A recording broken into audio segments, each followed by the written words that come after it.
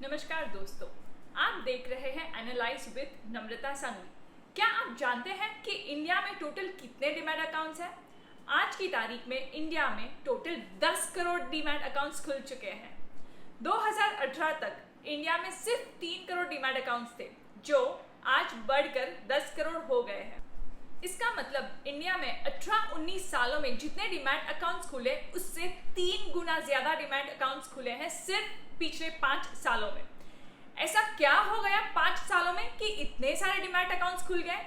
Specially Covid के बाद इसकी रफ्तार कुछ ज्यादा ही बढ़ गई। ज्यादातर लोगों को लगता है कि लॉकडाउन में लोग घर पर थे, फ्री थे, कुछ काम नहीं था और सोचा कि ट्रेड करके कुछ पैसे कमा ले, इसीलिए इतने सारे डीमैट अकाउंट्स खुले हैं।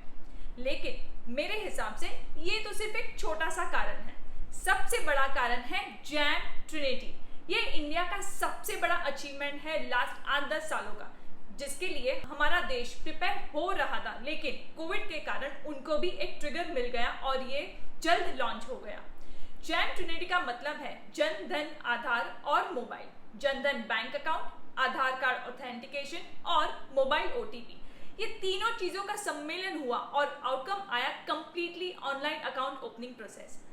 अगर 2017-18 तक आप कोई अकाउंट खोलना चाहते थे, तब मुश्किल से 2-3 ऐसे ब्रोकर थे जो ऑनलाइन अकाउंट खोल सकते थे। जितने भी दूसरे बड़े से बड़े ब्रोकर थे, उनके यहाँ भी ऑनलाइन अकाउंट नहीं खोल सकते थे। अकाउंट खुलवाने के लिए 15 से 20 सिग्नेचर्स करने पड़ते थे, और अगर इतने सारे सिग्नेचर्स करने पड़े तो हम सोचेंगे बाद में करते हैं, वक्त मिलेगा तब करते हैं। इतने सारे सिग्नेचर्स प्लस डॉक्यूमेंटेशन कौन करेगा? अच्छे खासे नामदार brokers like ICICI bank, HDFC, Motilal, Kotak और कई मिड टाइप ब्रोकर्स के यहाँ भी ऑनलाइन अकाउंट ओपनिंग करना पॉसिबल नहीं था। बहुत ही कम ऐसे ब्रोकर्स थे जो डिस्काउंट ब्रोकिंग में आए और उन्होंने ऑनलाइन अकाउंट की शुरुआत की, पर वो भी इतना इजी नहीं था। एक आधा डॉक्यूमेंट तो फिर भी साइन करके भेजना ही पड़ता था, लेकिन लास्ट 4-5 सालों में ये बहुत ही बदल गया है। एक भी सिग्नेचर करे बिना अकाउंट्स खुल सकते हैं। जैम ट्रिनिटी के कारण आधार और मोबाइल लिंकिंग हुए, जिसके कारण ऑनलाइन अकाउंट सिर्फ 5 या 10 मिनट में खुल जाते हैं। हम इसे कहते हैं फ्रिक्शनलेस प्रोसेस। ये बहुत बड़ा रिवॉल्यूशनरी मूवमेंट था हमारे देश की गवर्नमेंट का। मल्टीपल पॉलिसीज होते हैं और वो जब एक साथ काम करती है, तब एक बहुत बड़ा कंबाइंड इफेक्ट देखने मिलता है। जैम ट्रिनिटी सिर्फ डीमैट अकाउंट खोलने के लिए ही नहीं, पर बैंक अकाउंट खोलना, IT रिटर्न्स फाइल करना, डिजिटल सिग्नेचर अप्लाई करना, सब्सिडी ट्रांसफर करने के लिए भी काम आता है।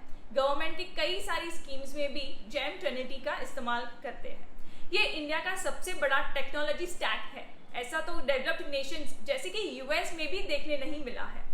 ये एक बहुत ही अच्छी बात है। इतने सारे लोग फाइनेंशियल मार्केट से जुड़ रहे हैं, लेकिन जब मैं लोगों से बात करती हूँ तब मुझे पता चलता है कि बहुत सारे लोगों को बेसिक कॉन्सेप्ट्स भी ढंग से नहीं पता होते हैं।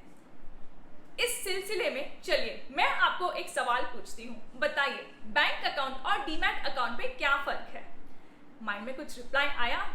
अगर ये फर्क समझ जाओगे तो कॉन्सेप्ट हमेशा के लिए क्लियर हो जाएगा। मैं बताती हूँ क्या फर्क है। बैंक अकाउंट एक ऐसा अकाउंट है जिसमें आप अपने पैसे स्टोर कर सकते हैं।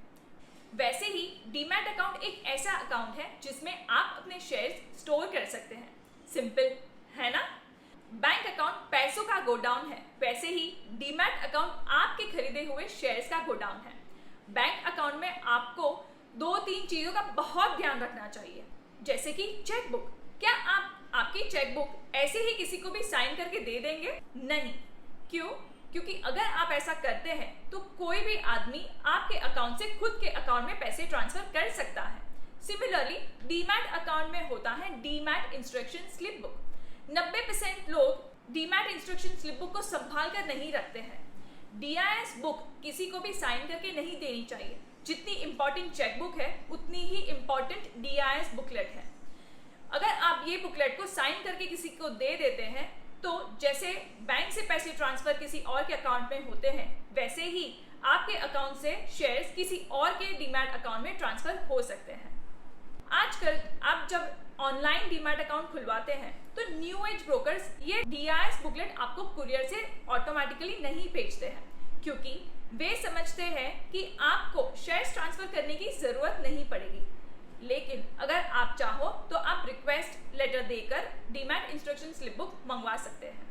इस विषय पर अगर आपके भी कोई विचार हो तो नीचे दिए गए कमेंट बॉक्स में कमेंट करके जरूर बताइए। और हाँ, इस वीडियो को लाइक, शेयर, सब्सक्राइब करना मत भूलना। बस आज के लिए इतना ही, फिर मिलेंगे चलते चलते।